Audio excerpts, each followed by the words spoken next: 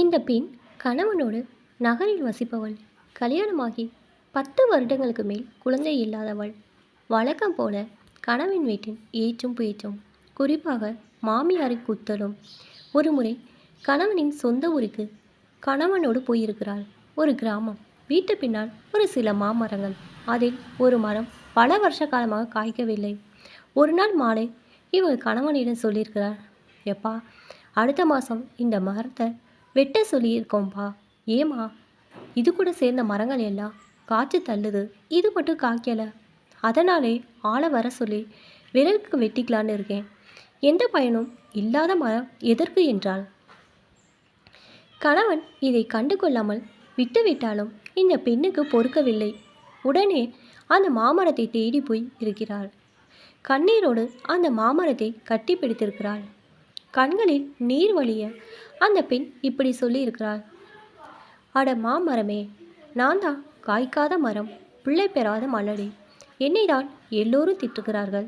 நீ ஏன் என்னை போல் காய்க்காமல் இப்படி நிற்கிறாய்? என்னையாவது திட்டுகிறார்கள், உன்னை வெட்டவே போகிறார்கள். தயவு செய்து நீயாவது காய்த்து விடு. நீயும் என்னை போல் மலட்டு பட்டம் வாங்காதே என கீவி கீவி அழுதிருக்கிறாள்.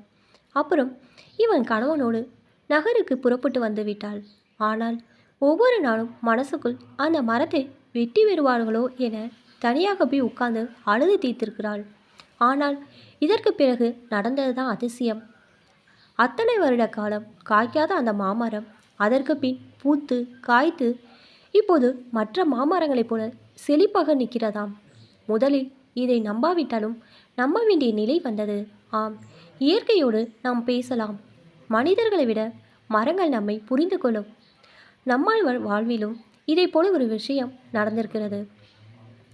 நம்மாழ்வார் விழுப்புரத்தில் உள்ள சிறு கிராமத்தில் ஒரு விவசாயியிடம் பேசிக்கொண்டிருக்கிறார். அந்த விவசாயி, ஐயா, இந்த பழமரம் ஏறத்தாழ 20 ஆண்டுகளாக இருக்குது. ஆனால் இது நாள் வரை ஒரு பழம் கூட தரல. இந்த மரத்தின் நிழலால் பயிர்களும் வளர்வதில்லை. அதான் வெட்டலான்னு இருக்கேன் என்கிறார். பறவைகளால் கூடு கட்டியிருக்கிறேன் என்று உடைந்த குரலில் கேட்கிறார் நம்மாழ்வார். இல்லைங்கய்யா, நமக்கு எந்த பயனும் இந்த மரத்தால் இல்லை. இதை கேட்டவுடன் ஓடி சென்று நம்மாழ்வார் மரத்தை கட்டி பிடித்து கொள்கிறார். ஓவென்று அழுகிறார். பின்பு மரத்திடம், உன்னை பிரயோஜனம் இல்லாதவன் சொல்கிறானே, அவனுக்கு நீயே பலன் தரமாற்ற என்று மரத்துடன் உணர்வுபூர்வமான ஒரு நீண்ட உரையாடல் நடத்துகிறார். இதை பார்த்த விவசாயியின் மனம் மாறுகிறது. மரத்தை வெட்ட வேணும் என்று முடிவு செய்கிறார். ஆனால் இத்துடன் இது முடியவில்லை. ஓராண்டுக்கு பிறகு அந்த விவசாயி ஒரு பெரிய பலாப்பழத்துடன் திருச்சி மாவட்ட திருவாய்க்காவலில் இருந்த நம்மாழ்வாரை சந்திக்க வருகிறார். ஐயா, அந்த மரத்தில் காய்ச்ச பழம்யா என்று உச்சக்கட்ட சந்தோஷத்தில் அழுது கொண்டே பழத்தை கொடுக்கிறார். ஆம், இயற்கையோடு நாம் பேசலாம். மனிதர்களை விட மரங்கள் நம்மை புரிந்து கொள்ளும். இப்போ தான் என்னோடய சேனல் ஃபஸ்ட் டைம் பார்க்குறீங்கன்னா சப்ஸ்கிரைப் பண்ணிக்கோங்க. பக்கத்தில் இருக்க பெல் ஐக்கனை ப்ரெஸ் பண்ணிக்கோங்க. அப்போ தான் நான் ஒவ்வொரு தடவை வீடியோ போடும்போதும் உங்களுக்கு நோட்டிஃபிகேஷனில் வரும். தேங்க்ஸ் ஃபார் வாட்சிங்.